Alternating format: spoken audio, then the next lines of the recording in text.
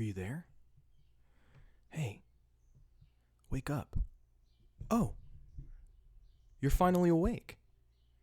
It's you, my audience. Welcome to public speaking. My name's Tim. I'm going to be your instructor for this online public speaking course. I hope you're excited about this, like I am. And I wanted us to start talking right away about the nature of online public speaking through a very important concept called audience. Come on, we all know what audience is, right? Audience are the people that you're speaking to. And that doesn't seem that complicated of a concept. Most of the time when people imagine public speaking, what they imagine is an audience of people in a room, and they stand up and they speak to them. And most of the time people imagine that, they get really nervous. So maybe you're thinking, hey, I'm going to take online public speaking, and I'm going to avoid all of that. I won't have to even stand in front of anybody. Well, I'm sorry to inform you that you have not avoided anything at all. All of the same questions and problems about audience are with us here in the online format.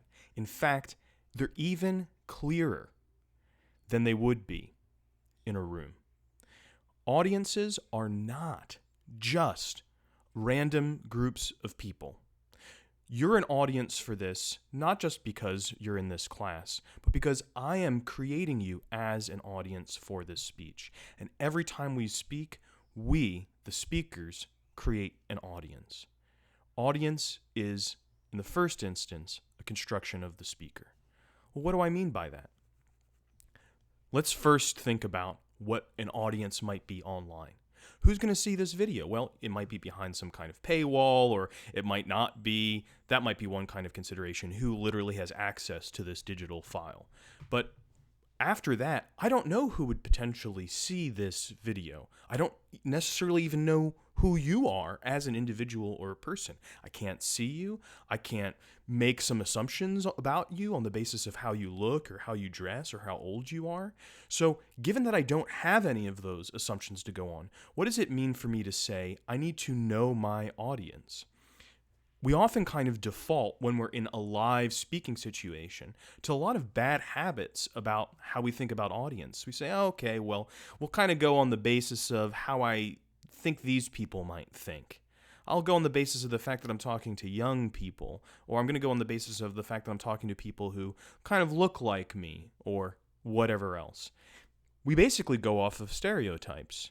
When we're speaking in an online context, we're not able to do that so easily. So what it means to know your audience is much more principled, much more serious question about knowing what kind of audience you want to construct in your speech. So what do we mean by this? How do we construct an audience?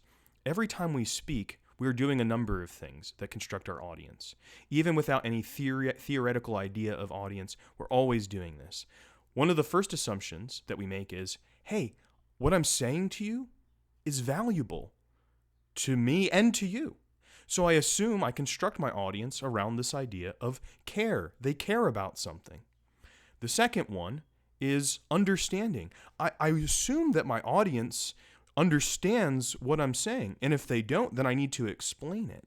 So understanding is a very basic principle about audience. And then finally, belief. I assume that my audience will believe what I say, and if I have some reason to doubt that, I'm going to go out of my way to show them why they ought to believe what I am saying. So care, understanding, and belief. C-U-B, cub. All of us are little cubs. That's one way to think about what we're doing when we're creating audiences. The care, understanding, and belief of an audience has to be there for us in order for the communication to be successful. And I need to work pretty hard to make sure that what I'm saying is worthwhile, that I've given people the appropriate amount of information and context in order to understand what I'm saying, and that I'm trying to be persuasive about the claims that I'm making about the world and about values that we have.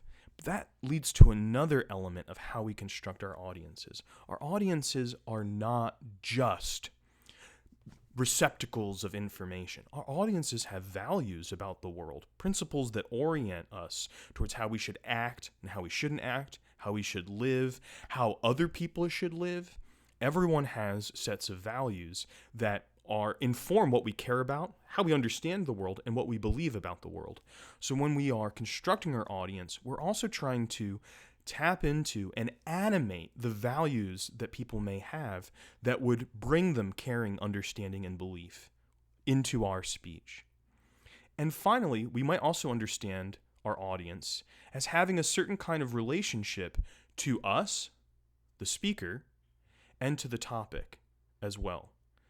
So we sometimes call this relationship, which is a three-part relationship of the speaker, the topic, and the audience, the rhetorical stance. I'm just going to use this little symbol with my hands sometimes in my lectures to you to represent this idea. The speaker and the audience and the topic all have to be related in some important ways.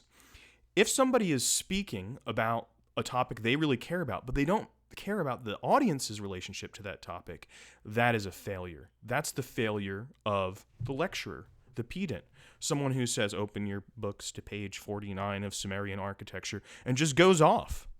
Why should I care about Sumerian architecture? You have to explain it to me in some way that shows me why this is valuable, okay? It might be not totally successful, but you actually have to at least make an effort in that direction.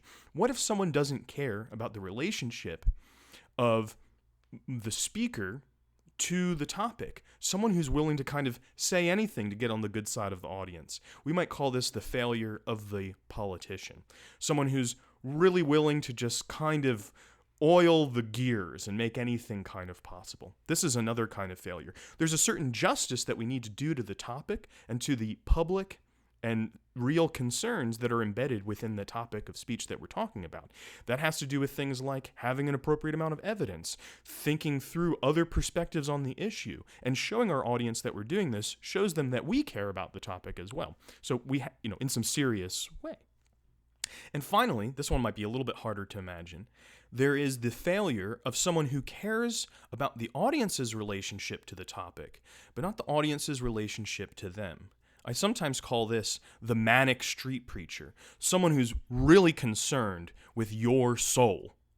But I want to maybe ask, like, hey, what time is it? I haven't had coffee yet. Before we get started on the fire and brimstone, who are you? What's your concern with me? Why do you care about me in the first place? Are you on my side? Do we see things the same way? So we have to do some kind of work to establish a relationship with the audience so they can see that we're on their side in some very basic, impersonal way. So if you think about all of these things that we just talked about, CUB, caring, understanding, and belief, thinking about the audience as values that people have, values and beliefs that they have about the world as well, and also the audience is part of a relationship between the topic that we're talking about, us, and how they understand themselves, you would have a much richer understanding of audience than you would have if you're just kind of looking around a room of people.